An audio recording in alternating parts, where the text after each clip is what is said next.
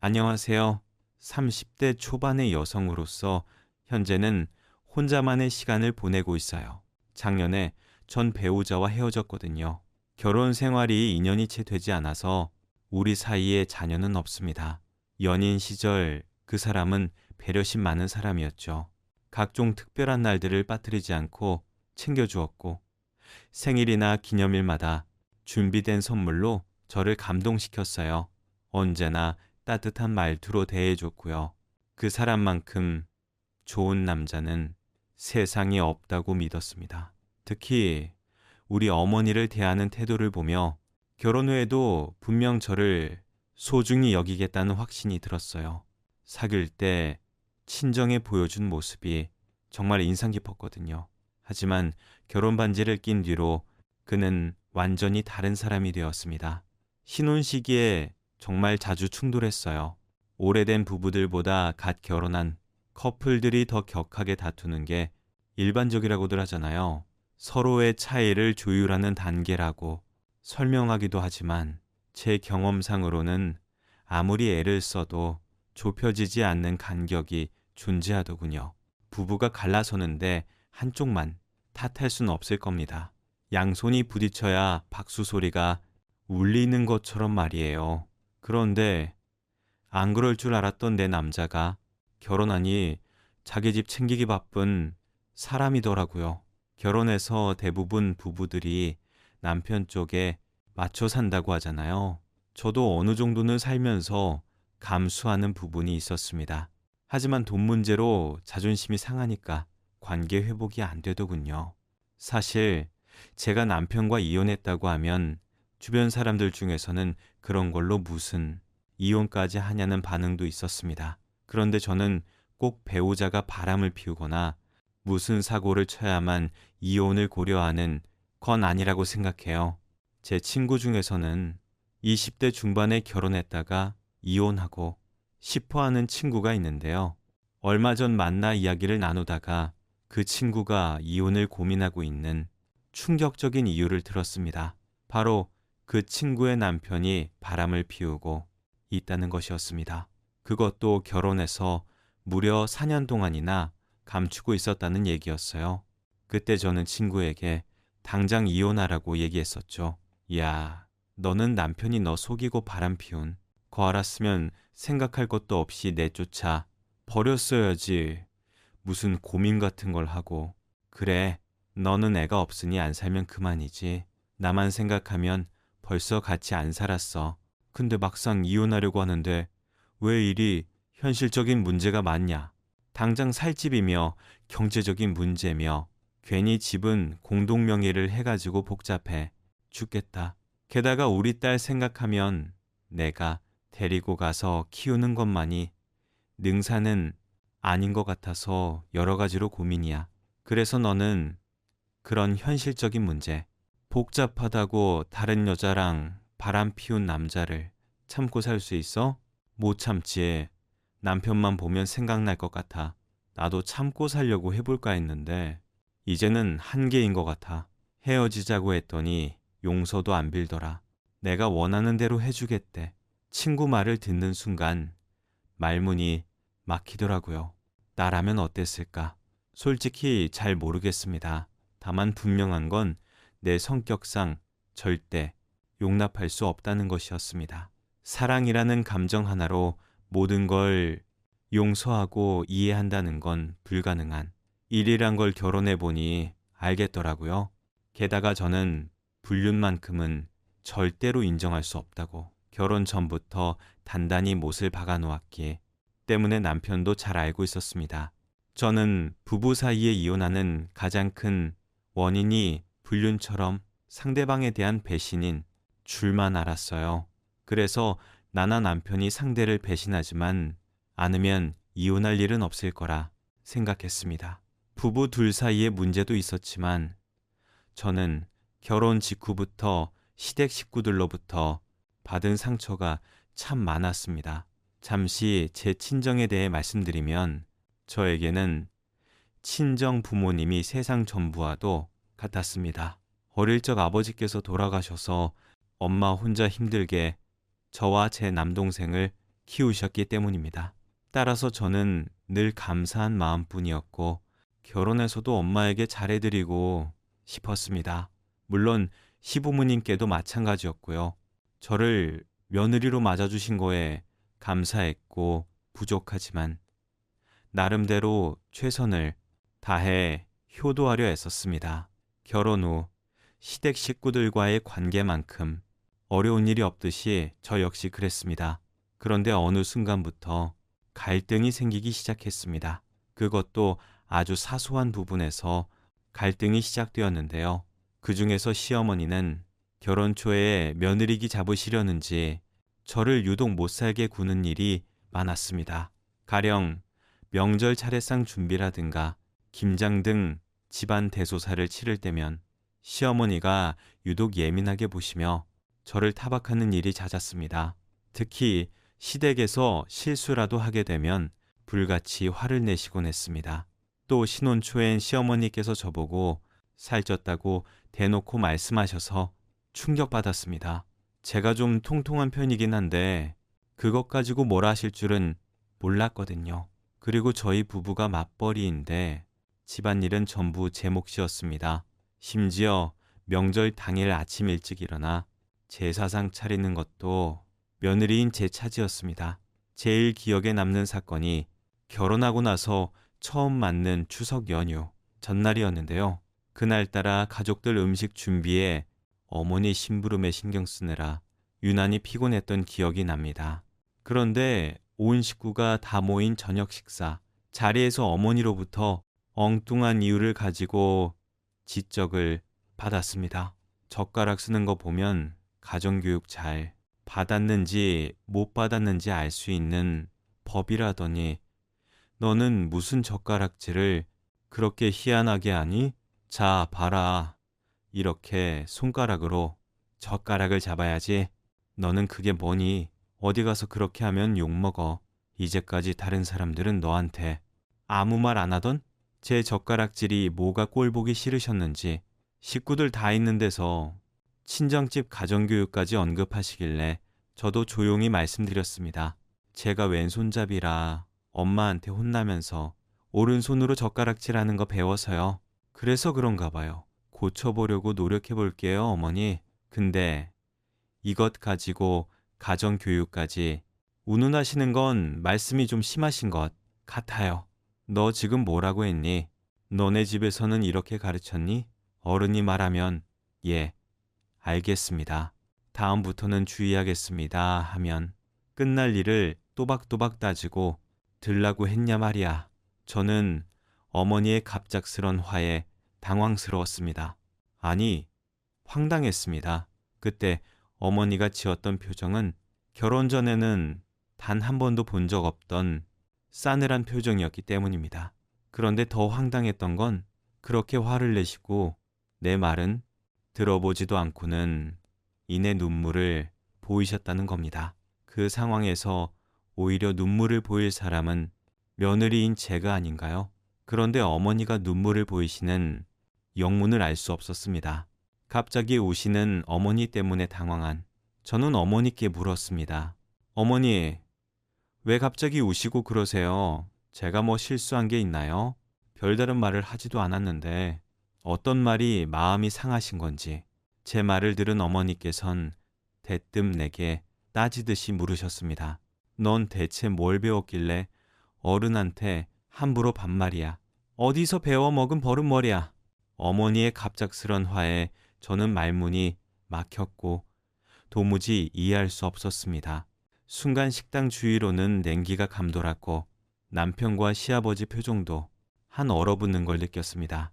잠시 후 제가 가까스로 입을 열었습니다. 어머니, 제가 반말이 아니라 존댓말을 썼어요. 그리고 아까 그건 말대꾸가 아니라 제 입장을 말씀드린 거고요. 그런데 이번엔 아버님께서 버럭 소리를 지르셨습니다. 뭐 이유야. 어찌됐건 밥상머리에서 왜 이렇게 분란을 일으키냐 말이야. 네가 어머니한테 당장 사과드려라. 이렇게 나오시는데 제가 억울해서 남편 얼굴을 봤지만 제 편을 들 생각은 전혀 없어 보이더군요. 정말이지 기가 막히고 코가 막힐 노릇이었습니다. 어이가 없어 웃음조차 나오지 않았고 그저 멍한 상태로 앉아 있기만 했죠.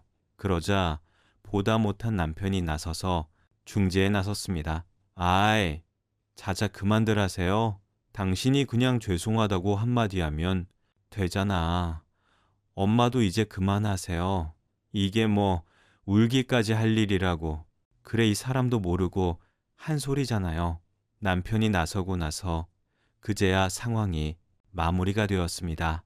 그런데 저에게 그 한바탕의 소란이 상당한 문화 충격이었습니다. 제 젓가락질이 어머니가 우실 정도로 큰 잘못인 건지 도무지 이해가 안 가더군요. 그런데 거기서 끝이 아니었습니다. 시댁에서 하루 자고 명절 당일 친정에 가려고 하는데 시어머니가 잔뜩 화가 난 얼굴로 제게 이러시는 겁니다. 니들 아버지한테 따로 용돈은 드렸니?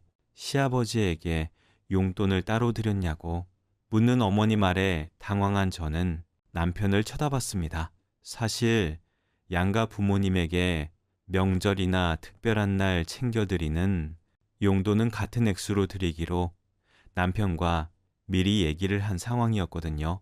어머니에게도 남편이 당연히 용돈을 드렸으리라고 생각했고요. 그런데 남편이 어머니 말을 듣고는 조금 당황한 듯 하더니 이내 제 눈치를 보며 대답을 하는 겁니다. 가기 전에 챙겨드릴게요, 엄마. 그래. 앞으로는 명절에 나한테만 주지 말고 네 아버지 거는 따로 챙겨서 줬으면 하는구나. 남편이 아버지 용돈을 챙겨드리겠다는 남편 말을 듣고 놀랐지만 거기서 따지고 들 수 없었던 저는 집에 와서야 한참을 남편과 다투었던 기억이 납니다. 왜 명절에 부모님께 따로 용돈을 드려야 하는지 잘 모르겠더라고요.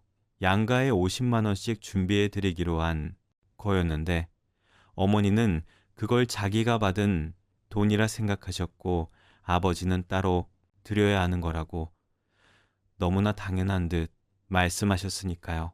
저는 좀 너무하다는 생각이 들었습니다. 저희가 아무리 맞벌이를 한다고 하지만 결혼하면서 집 얻을 때 대출을 얻은 것도 알고 계시는데 매번 따로 그렇게 용돈을 챙겨드리는 건 저희 형편의 무리였습니다. 게다가 남편은 결혼 전부터 시아버지가 건물 관리를 하시면서 아직 경제 활동을 하심에도 불구하고 매달 시댁에 줄곧 자기 월급 대부분을 생활비로 줬다고 하는 겁니다. 시댁에 용돈 드리는 문제부터 교통정리가 필요하다고 생각했던 저는 남편에게 말했습니다. 결혼 전에는 당신이 어떻든지 모르지만 이제 우린 결혼했으니까 경제적으로 독립하는 게 맞아. 이제부터는 양가에 드리는 용돈은 나랑 상의해서 드렸으면 좋겠어. 당신도 알겠지만 나는 친정에 매달 용돈을 드리지 않을 생각이야. 아직은 우리가 돈 모으는 게 먼저라고 생각해. 명절이나 생신 같은 날 빼고 매달 드리는 건 아직 우리 벌이에는 무리라고 생각해. 우리 부모님은 내가 드리는 돈 없으면 생활이 힘드셔. 아버지 월급 절반이 대출로 나가는데 당장 빚내서 생활하셔야 한다는 거야. 한 달에 30만 원씩은 매달 드리고 싶어.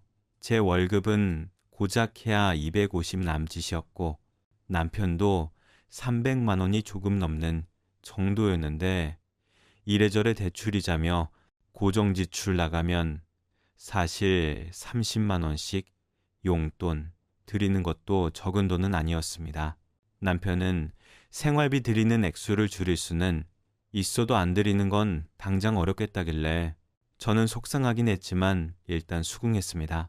친정 엄마는 모아놓은 돈도 있으시고 아직 일을 하시기 때문에 굳이 저한테 받는 용돈이 없어도 생활이 가능하셨거든요. 솔직히 시댁 경제 사정이 그럴 거라고는 저도 몰랐습니다. 결혼할 때 양가에 도움받지 말자고 먼저 말한 건 남편 쪽이었고 그래서 오롯이 저희 힘으로만 하자고 해서 최대한 형편에 맞춰 결혼한 거였는데 그게 자기 집에서 도움을 못 받을 거 알고 얘기하는 거라는 걸 그때야 알게 되었고요.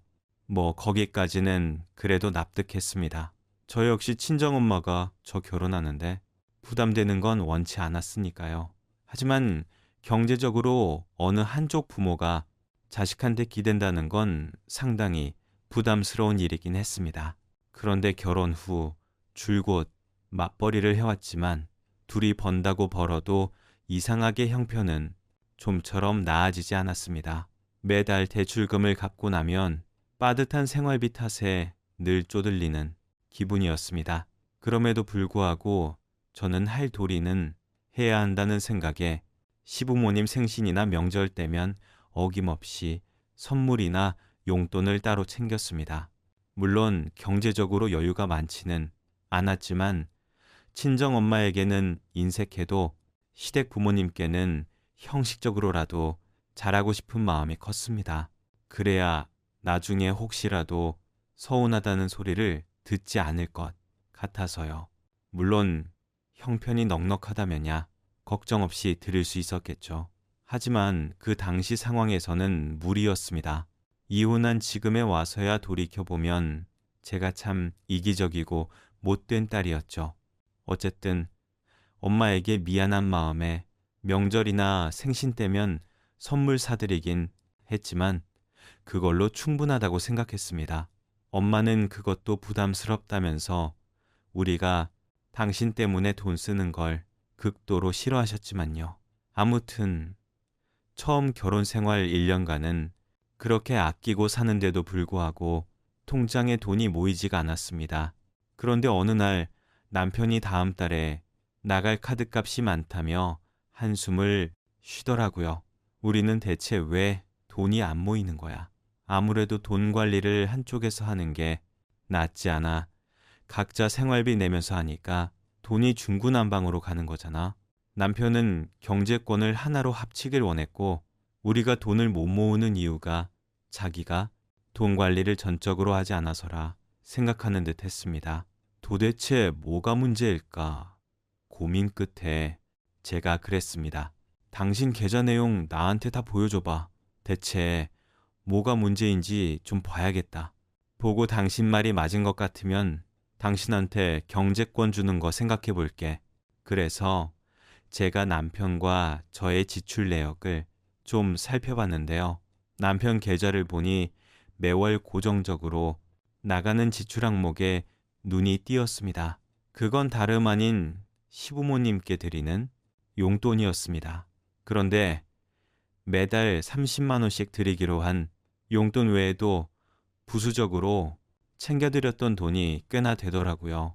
게다가 지난달 지출 내역을 보니 시부모님 생신 선물이며 병원비며 기타 등등 시댁으로 나간 돈이 대부분이었습니다.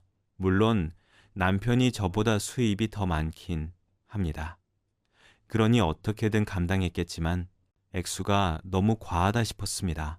그래서 제가 그랬습니다. 이러니까 돈이 안 모이지. 우리 공동 생활비 내고 이렇게 돈을 다 쓰는데 빚 안 지는 게 신기하다. 부모님 병원비 같은 건 알아서 하셔야지.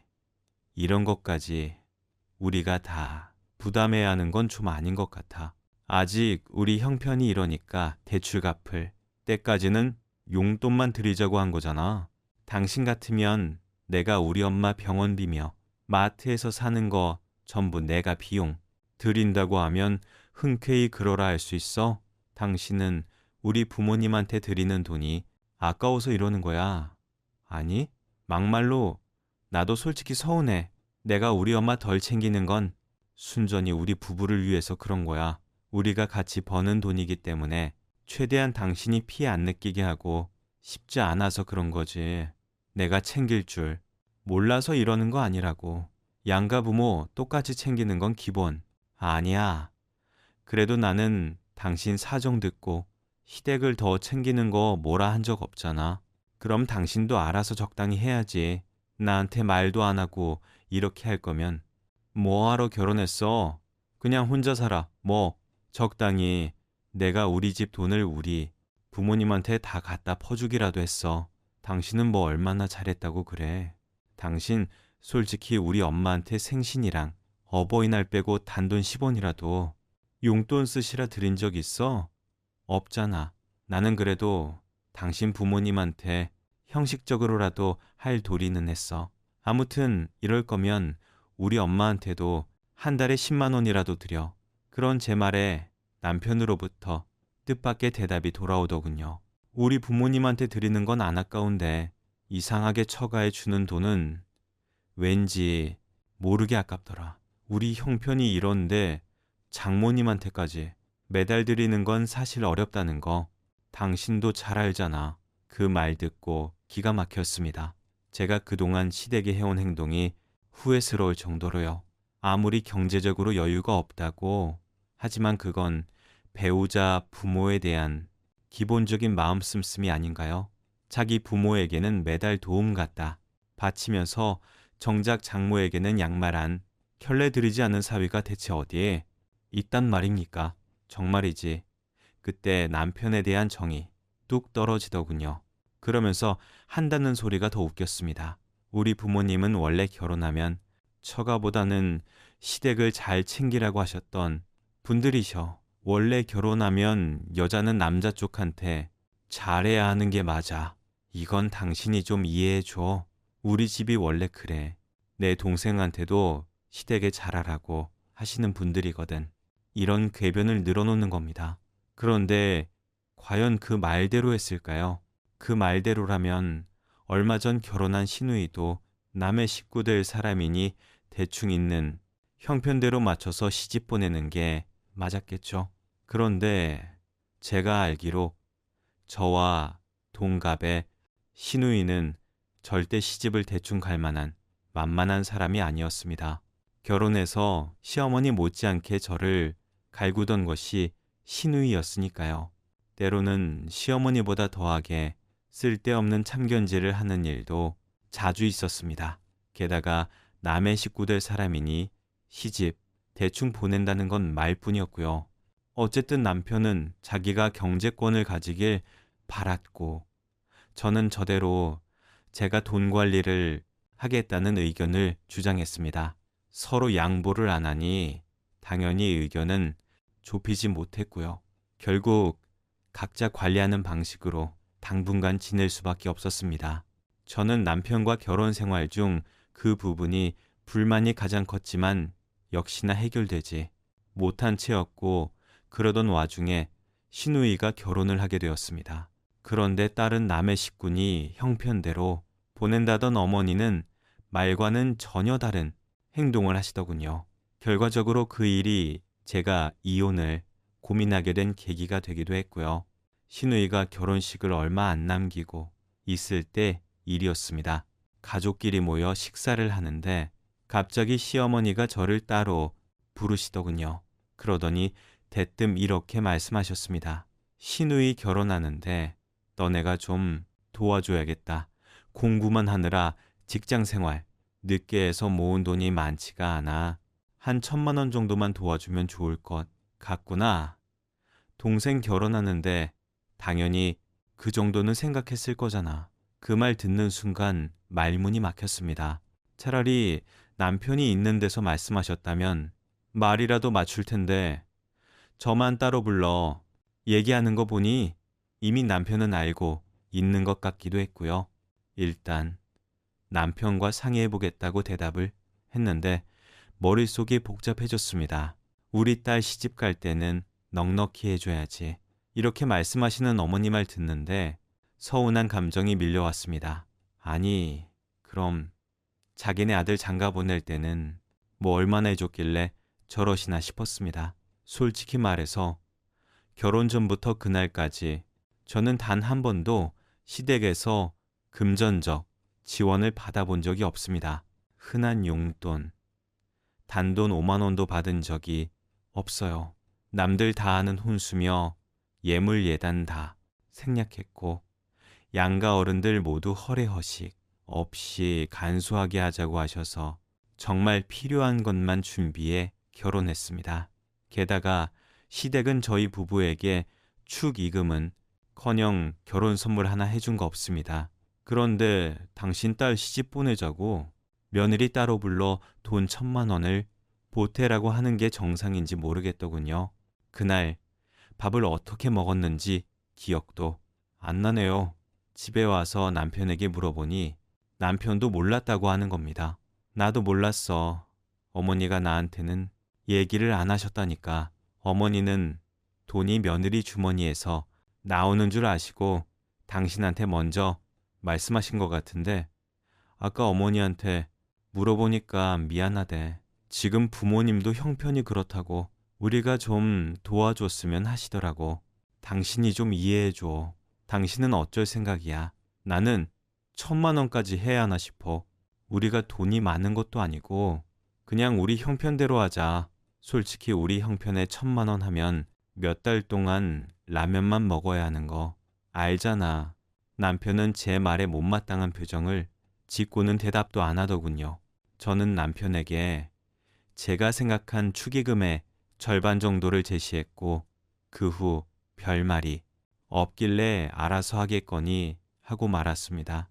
그런데 신우이 결혼 며칠 전 신우이 예비 신랑과 다 같이 모인 자리가 있었는데 대화 도중 신우이의 입방정 덕분에 남편이 신우이에게 제가 알고 있는 금액과 다른 돈을 결혼 준비하라고 줬다는 사실을 알고 말았습니다.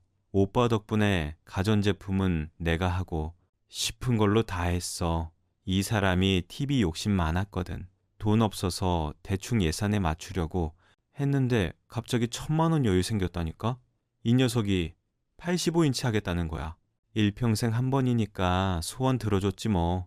그래야 나도 시댁에 가서 혼수할 만큼 해왔다고 큰 소리 칠 수 있지 않겠어. 이러는 겁니다. 제가 모르는 척 넌지시 물었죠.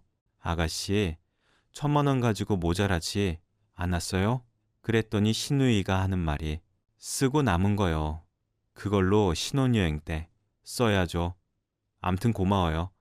잘 쓸게요. 순간 당황한 남편 표정을 보고 알았습니다. 나 몰래 1,000만 원을 건넸다는 것을 말입니다. 그 자리를 망치고 싶지 않아 아무 말 하지 않았지만 집에 돌아와 남편과 결혼해서 아마 제일 심하게 싸운 것 같았습니다.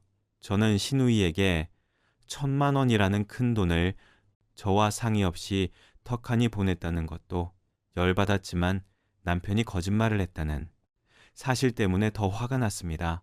하지만 남편은 제가 시댁에 쓰는 돈을 아까워한다는 식으로 자꾸 싸움에 쟁점을 흐리더군요. 사실 형제자매 결혼하는데 윗사람이 여유가 된다면 그렇게 왜 안 보태주고 싶었겠습니까? 하지만 곳간에서 인심나는 법인데 당장 우리 먹고 살 돈이 궁한 형편에 주저없이 그런 큰 돈을 자기 동생한테 보낸 남편이 밉기만 했습니다. 그 일로 남편과 서로 감정의 골이 깊어졌고 한동안 서로 대화도 하지 않을 정도로 냉전 기간을 가졌습니다. 굳이 따지자면 더 상처받은 사람은 저였죠. 시간이 갈수록 남편은 아무렇지도 않은 듯 저를 대했고 저 역시 당장 이혼할 게 아닌 이상 남편과 담 쌓고 지낼 수는 없었으니 필요한 말은 하고 살아야 했고요. 남편과 그 일이 있고 나서 문득 든 생각이 부부가 이혼하는데 이유가 꼭 불륜만 있는 건 아니구나 하는 생각이었고 자기 식구들만 챙기는 남편과의 남은 결혼 생활을 무탈하게 지내는 게 어려울 수도 있겠구나 하는 거였습니다. 그런데 사람 일이라는 게 생각하는 대로 이루어진다더니 제가 이혼을 염두에 두고 사는 와중에 결국 제가 더 이상 참을 수 없게 된 사건이 일어났습니다. 바로 제 남동생이 결혼을 하게 되면서 남편의 치졸함의 끝을 보게 된 사건이었는데요. 제 남동생은 작년 코로나가 막 기승을 부리던 시기에 결혼했습니다. 코로나 때문에 많은 사람을 초대하지도 못했고 가족끼리 조촐하게 치르게 되었죠. 다만 마음 한구석이 영 불편했습니다. 아무래도 친동생인데 남들만큼 해주고 싶은 마음이 들어서입니다. 물론 형편상 무리라는 걸 잘 알고 있었습니다. 그럼에도 불구하고 일생에 한 번인데 형편되는 한 도와주고 싶었습니다. 맨날 돈 없다고 노래를 부르던 남편도 시누이에게는 1,000만 원이라는 거금을 했으니 시누이 축의금의 반이라도 지원해줄 생각을 하겠거니 생각한 게 사실입니다. 1,000만 원까지는 아니지만 제가 따로 모아놓은 비상금이 있긴 했습니다. 남편 모르게 줄 수도 있었지만 그래도 부부 사이의 돈 문제로 거짓말을 해서는 안 된다 생각했던 저는 남편에게 동생 축의금을 미리 물어보았습니다. 내 동생 결혼 때 축의금 얼마 정도 할 생각이야? 나 결혼할 때 내 동생이 100만 원 해준 거 알지? 그래도 나는 300만 원 정도는 했으면 좋겠는데 당신 생각은 어때? 그런데 300만 원이란 말에 남편이 펄쩍 뛰더니 이야, 300은 우리 형편에 너무 부담이야. 처남 축의금은 내가 형편껏 넣을게. 당신은 그렇게 알고 있어. 그럼 내가 다른 축의금 안 해도 되는 거지. 남편이 알아서 하겠다길래 그냥 우리가 받았던 그대로 돌려주려나 보다 생각했습니다. 시누이 일로 미안했는지 제게 따로 돈을 달라 말하지도 않았고요. 하지만 고작 300만 원 가지고 펄쩍 뛰는 남편에게 서운한 감정이 드는 건 어쩔 수 없었습니다. 그래도 남편이 형편껏 넣는다고 하니 저는 그 말을 철석같이 믿었고요. 그런데 제 동생 결혼식이 끝나고 나서 세상 어처구니 없는 사실을 알았습니다. 축의금 명단을 확인한 엄마가 혹시 축의금 접수를 받았던 친척이 잘못 적은 게 아닌가 해서 확인차 전화를 하신 거였죠. 희정아, 너 혹시 축의금 50만 원 한 거 아니니? 최 서방한테 한번 확인해봐라. 뭔가 잘못된 것 같아서 전화했어.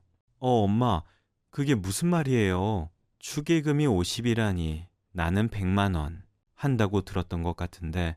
아니, 그게 아닌 것 같으니 엄마가 확인차 전화한 거야. 최 서방 이름으로 축의금 들어온 게 5만 원으로 돼요. 있길래 혹시 0을 하나 빼먹고 적은 게 아닌가 했는데 한번 네 신랑한테 확인해봐. 엄마 말을 듣고 가슴이 쿵하고 내려앉는 걸 느꼈습니다. 저는 바로 남편에게 확인해봤죠. 당신 혹시 내 동생 축의금 얼마 한 거야? 설마 정말 5만 원 한 건 아니지? 5만 원 한 거지. 뭐가 잘못됐어? 장모님이 왜 전화하신 건데? 우리 집 상황 보고 넣은 금액이야. 지금은 한 달에 10만 원도 아쉬운 거 당신도 알잖아. 나중에 우리 잘 되면 더 챙겨주자.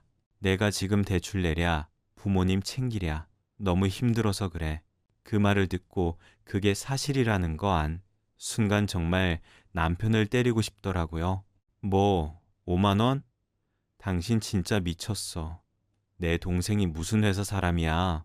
회사 동료 축의금 내듯이 5만 원을 냈다는 거야. 지금 당신 동생은 1,000만 원 했으면서 내 동생은 꼴랑 5만 원 하고 형편이 어쩌고 저쩌고. 가족끼리도 기본 예의는 지켜야 하는 거야. 우리 엄마가 오죽하면 축의금 접수 잘못한 줄 알고 전화를 하셨겠어. 나 이제 창피해서 동생이랑 옳게 얼굴을 못 보겠다. 당신 진짜 제정신이야. 당장 내 돈으로 보낼 거니까 그렇게 알아. 머리끝까지 화가 난 저는 남편에게 마구 소리를 질렀습니다. 지금 와서 생각해보면 아마 이때부터 쌓인 감정이 폭발한 것 같습니다. 도저히 참을 수 없어서 헤어지자고 했습니다. 그랬더니 남편 역시 난리가 났습니다. 무슨 사소한 일로 이혼을 운운하냐더군요. 결혼해서 지금까지 당신의 집에 퍼준 돈이 대체 얼마냐.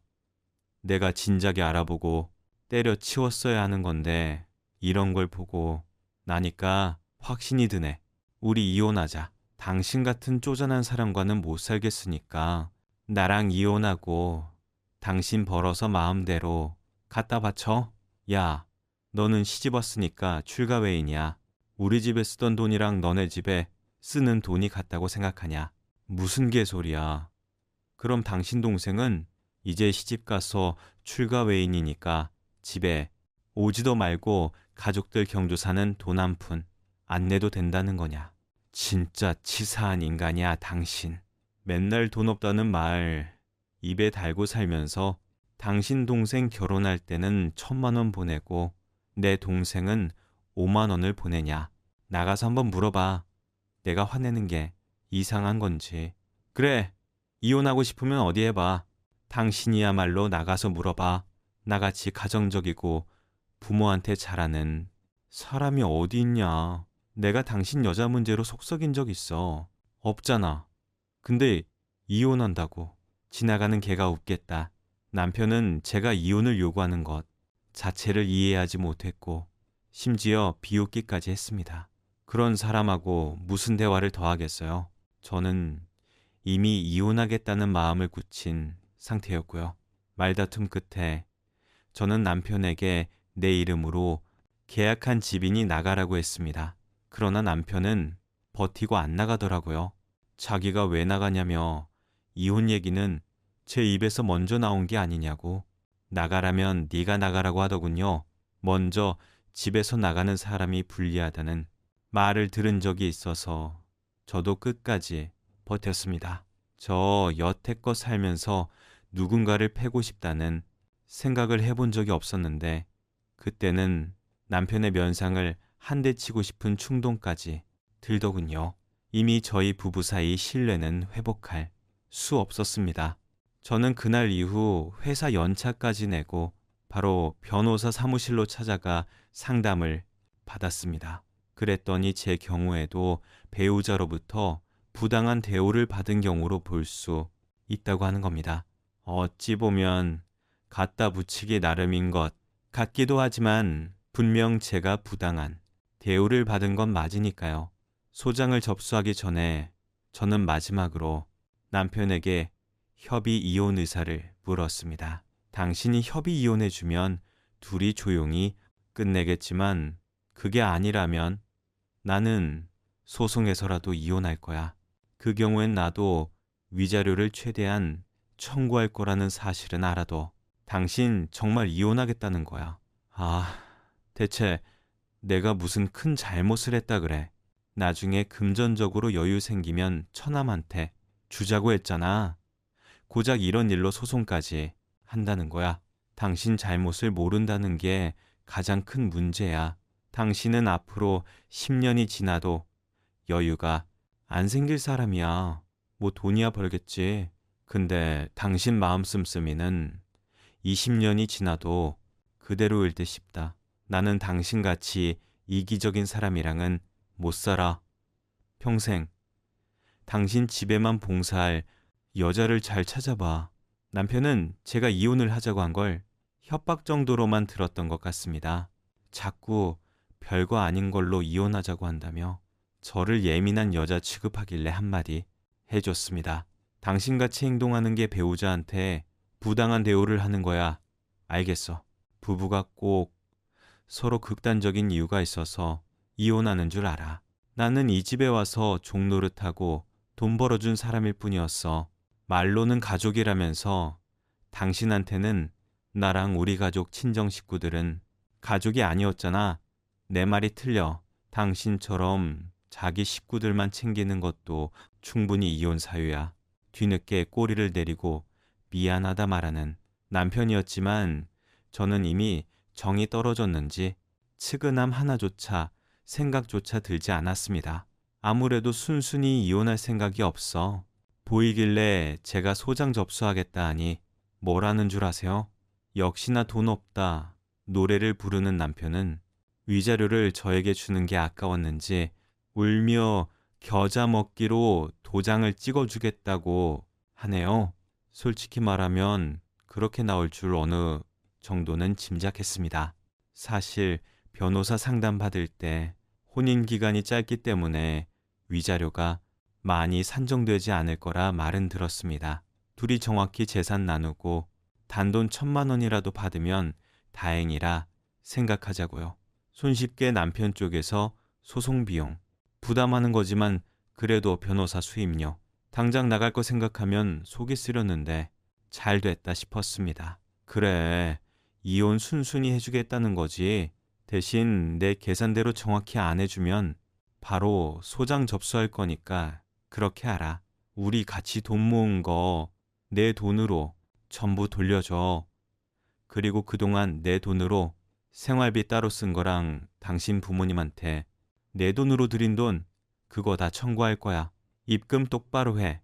집 보증금은 내가 받아서 당신한테 보탠 돈만 돌려줄 거야.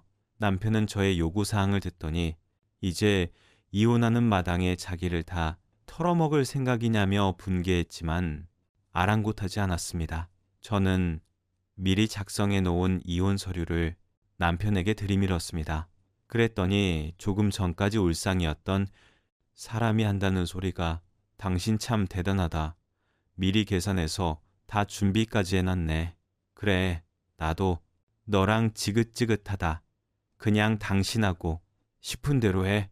이러길래 들고 있던 이혼 서류를 둘둘 말아 남편 뺨따귀를 몇 대 쳐줬습니다. 아휴, 인간아.